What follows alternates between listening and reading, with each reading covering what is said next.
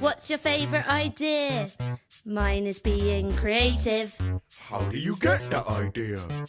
I just tried to think creatively. Now when you look at this orange, tell me please, what do you see? It's just a boring old orange. Maybe to you, but not to me. I see a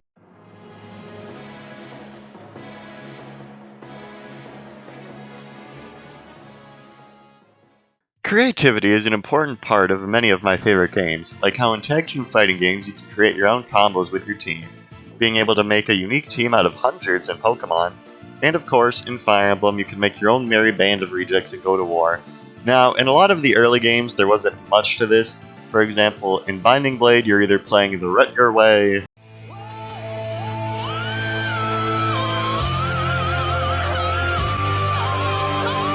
or the Boris way. Damn.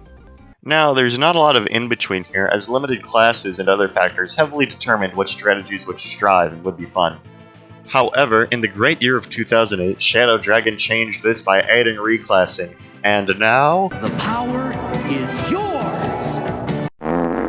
Now, in the end, this didn't end up mattering much outside of a few exceptions, because you could just warp your way through the whole game with the 21 warp staff uses the game gives you. And most of the time, when I checked out other people playing this game for the first time, they didn't mess with the system too much. Now, I'm going to bring up Thracia later in the video, and when I do, you might say, well, you can get even more warp staves in that game.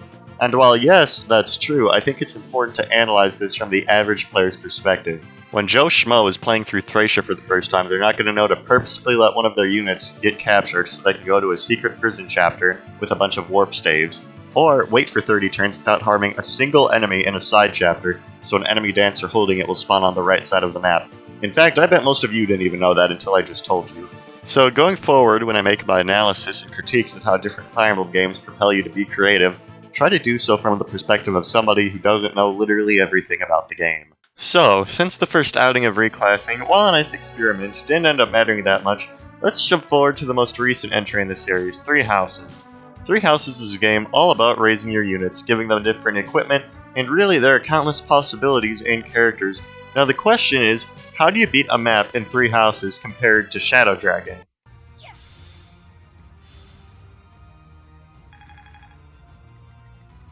What should I do? Who are you?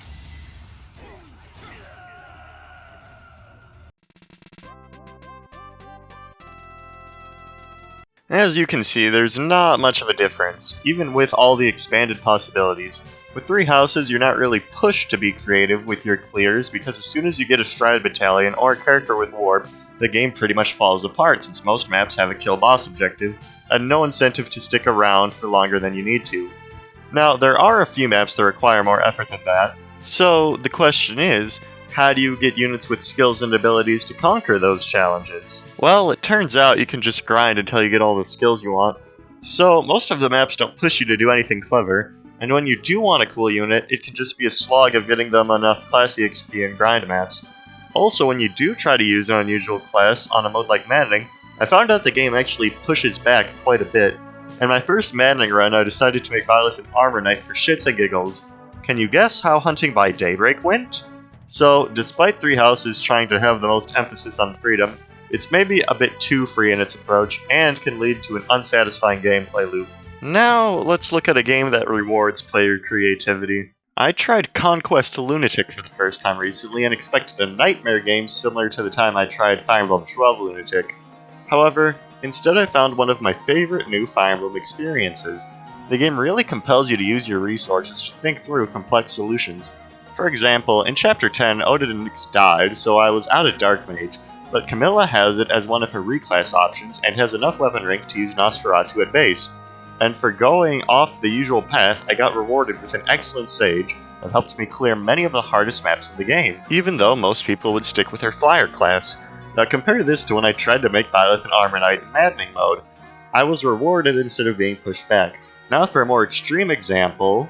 Since I reclassed Camilla, I wanted another flyer. One way to do this was to get Camilla to Brigade, so I chose Keaton as a color to get his daughter Valoria. However, I wanted Valoria to automatically heal, so unlike Three Houses without grind maps, I had to get Keaton up to a certain level before I recruited Valoria so she would inherit that skill. and since she would be using most axes, I had her inherit the Heartseeker skill from Camilla to decrease enemy evasion. The skill Camilla wouldn't have had unless I made her a sorcerer in the first place, and then I had to spend my very limited budget to then reclass her to Draco Knight, and then I had to train her up with a very limited Conquest EXP, and that, kids, is how I got a unit that could consistently defeat one of the most evasive bosses in the game, and could clear this room of near endgame heroes. Okay, so how did you get good units in 3 houses again? Oh yeah, you could just grind forever. So, in my opinion, it's much more satisfying to get a good unit in Conquest than 3 houses for 2 reasons.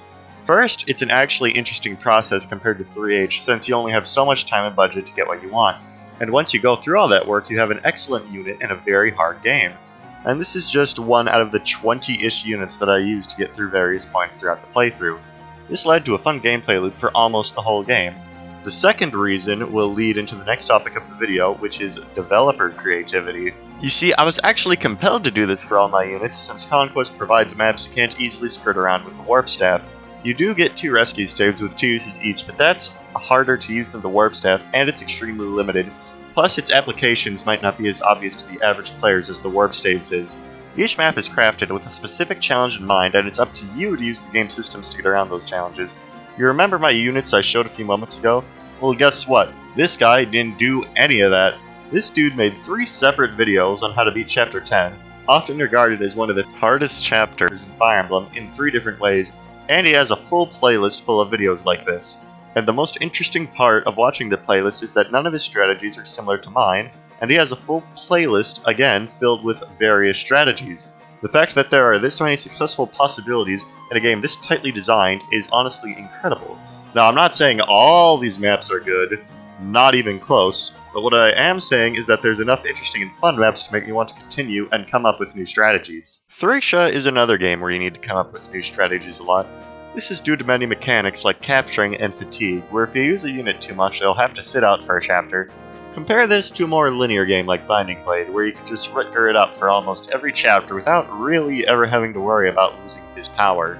I had this experience in Conquest too, where in maps like Hinoka's chapter, I deployed a lot of generic flyers I captured instead of my main units to make use of the Dragon Vein. However, unlike Conquest, Thracia has an infinite range Warp Staff, of which you get 2 of for free without having to do any secret stuff. So what makes it different from Shadow Dragon, which I brought up earlier? Well, in Thracia you're actually incentivized to not warp skip, because a lot of maps where it seems like it's the more convenient option, there are often other incentives. For example, let's look at the River of Thracia.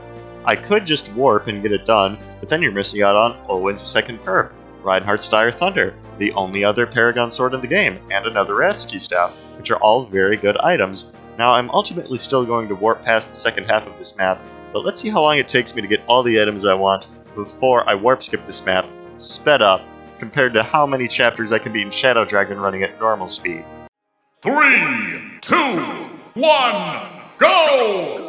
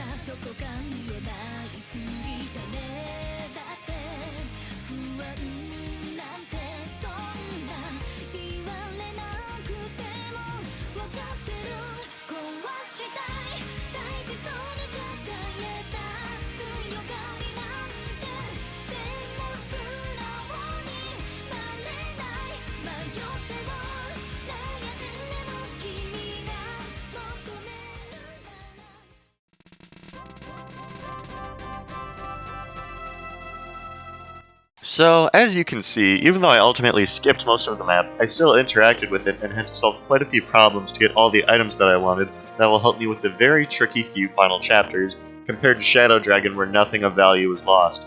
And by the way, that video was sped up by about 2,000%. Now, again, I'm not saying every map is a masterpiece, like, I'm not a fan of this dumb ballista reinforcement spam map, and there definitely are some duds that you can just warp skip. But even for a game without reclassing, you still have a lot to think about. This is even more evident with the capture mechanic, as each player will have different items they can choose to go out of their way to get, like how I captured an enemy to get his Paragon Sword in the previous clip. All of these systems inevitably lead to each player having a different experience with Thracia, which I believe to be a very positive aspect of the game. As a final side note, let's talk about skills. In Conquest there are a lot of unique skills like Replicate, which let you copy your units, and the skills from the Apothecary class that can lead to very unique interactions. However, the most notable skills of 3 houses are skills like Deathblow, where you get +6 attack if you initiate combat. Sure, there are some interesting combat arts, but those are mostly locked to the lords. Part of the fun of raising units in Conquest was getting the powerful and creatively designed skills. While in 3 houses you can grind only for them to have whelming effects. Getting the powerful skills in Conquest was again satisfying because of how you could use them to clear the difficult and creatively designed maps, which is again absent in the most recent entry. So, in conclusion, even though games like Conquest and 3 houses technically have a similar amount of freedom, more so 3 houses since you're not working with a limited budget, it's up to the developers to push the players to be creative and not just have an open field of reused kill boss maps like in 3 houses and Awakening. However, once all these systems come together, it can create some of the most memorable experiences in one of my favorite series, and I hope when designing the future of the series they look a bit to the past.